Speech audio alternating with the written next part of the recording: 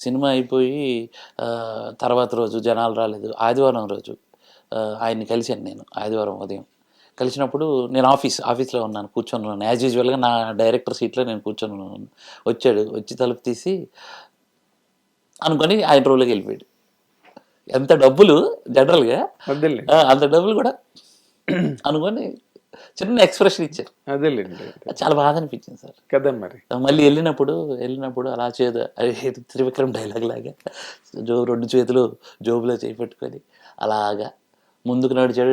Driver అలా తీసుకొని వస్తున్నాడు, కారు ముందుకు నడుచుకొని వెళ్ళిపోతున్నాడు. నాకు అనిపించింది ఈయన ఇంటికి వెళ్తాడు ఏం ఆలోచిస్తాడు, ఇలాంటివన్నీ కదా ఎమోషనల్ ఎమోషనల్ పాయింట్స్.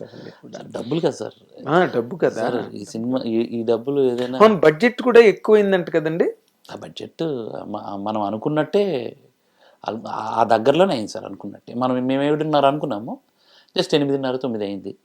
ఇంకా కొన్ని అదర్ పేమెంట్స్ ఉన్నాయిలేండి, అవి సపరేట్. అదేలేండి.